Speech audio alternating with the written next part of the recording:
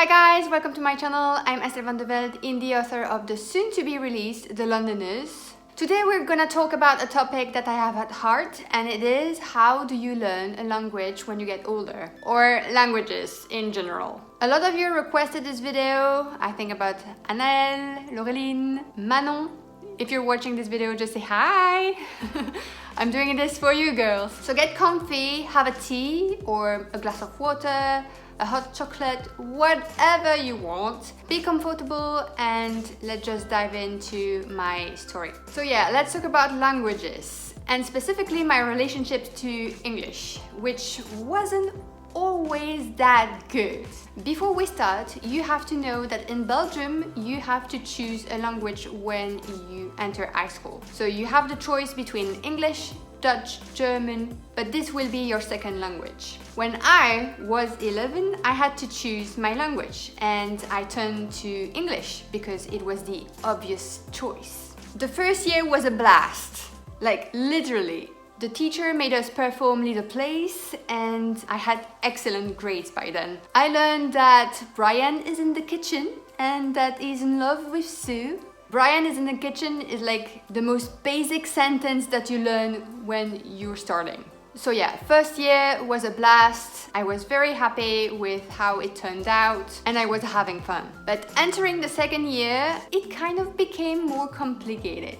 My dear teacher had been replaced by a younger and flexible woman, and we were learning past tense, meaning irregular verbs. You know that list that says that to be, was, were, being, or to have, had, had, to ring, rang, rang. That kind of list, and I hated it. So unfortunately for me, that kind of list, that vocabulary didn't get past my ears. I listened to it, but it couldn't get in there. My mom was trying to help me with this little guy. What you must know. Yeah, been there, done that. Again, more lists. And it was really hard. What was harder is that my teacher tested us like nearly every day on the previous lesson. I knew deep down that I would fail and I didn't really enjoy English by then. My grades were average though, so it was enough for me to pass, but then it was really different from the previous year. I clearly remember one day in class, it was a bit, I wouldn't say traumatic, but yeah, kinda. My parents were on a holiday for 2 weeks in Mexico, so my sister and I were looked after by my grandparents. And as I said, my teacher was testing us like every single day, so I had tests that needed to get signed, right? And so I asked my grandpa to sign them instead of my mom, because remember, my mom was in Mexico. It was my maternal grandfather, so he had technically the same name than my mom, and I thought that the signature would be the same than my mom, but obviously it didn't really match. So the teacher called me out after class, brandishing the test, saying, "Did you sign them?" And so I said, "No, my mom is in Mexico, so my grandpa signed them." And then the atmosphere shifted like in seconds, and she called me a liar. Like right onto my face. I was 12 and she said, "You're a liar." So when my parents came back from Mexico, they were summoned by my teacher. Only my mom went to the meeting and I'm very grateful that I wasn't there. But right after the meeting, my mom came to me and said, "Okay, Estelle, your teacher just said that you're arrogant and hopeless." Arrogant and hopeless.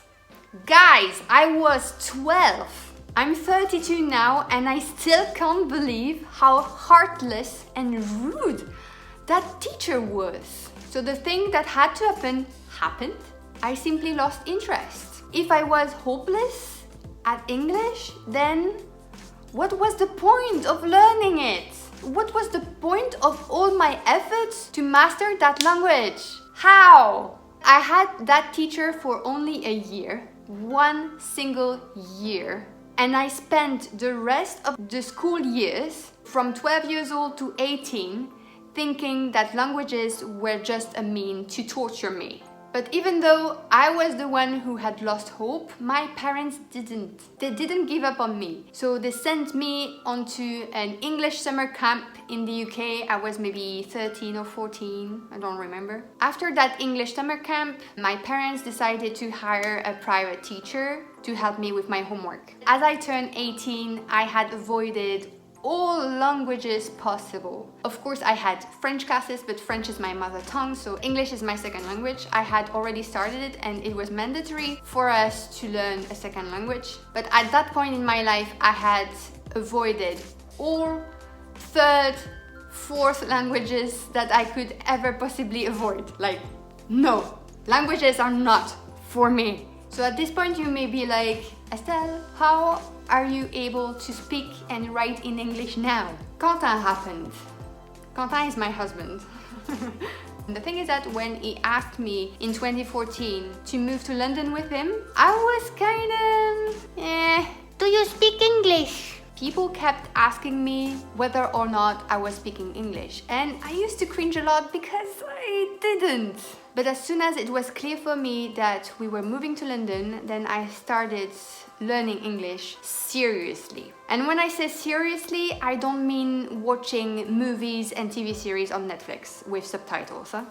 That's not what I mean with seriously. In July 2014, I started a training at Le Forum, which is a job center here in Belgium. Before joining any classes, I had to take a test. And that test told me that I was A1, false beginner. I had taken 6+ years of English classes and it wasn't even enough for me to be something else than a false beginner. But then I started being lucky. At Le Forum, I joined Veronique's class, who is like the most energetic and enthusiastic teacher that I have ever known. She has a deep love for the English language. Like, you could feel it.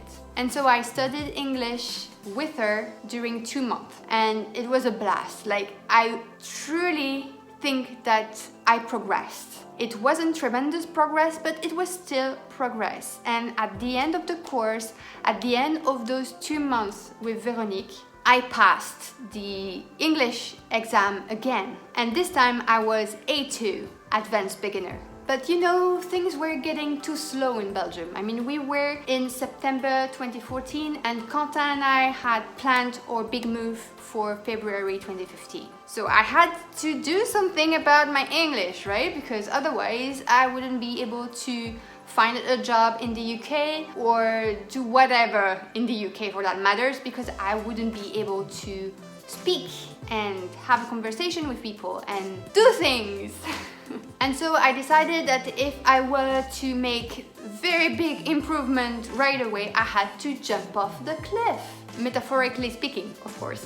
So I didn't think it twice and I booked a train ticket to London in November 2014. I dragged my suitcase in Southfield on the district line. This time I wasn't going unwillingly. I was going there like I was really sure I would do it, and so I spent a month in a British family and I attended the Burlington School of English. I really thought that I had improved a great deal with my English. I was becoming more and more fluent, people could understand me, and I was really happy with it. And so when I came back to Belgium, the first thing I did was a test, of course! I took the same test that I had done in July, that I had done in September, that said that I was A1, A2. So which letter do you think I was now? B1, intermediate level. And I was so happy, guys, because you can't imagine with my backgrounds with English. Well, at that time, I had a good enough English to be able to go in the UK and work. In 4 months, I went from false beginner to intermediate level, which was good enough for me to move to the UK. It's not because someone told you in the past that you were hopeless and that nothing you could do would change that it's true. It is not. Believe me when I say that it is not true. That teacher had told my 12 years old self that I would never be able to do it, and look at me now.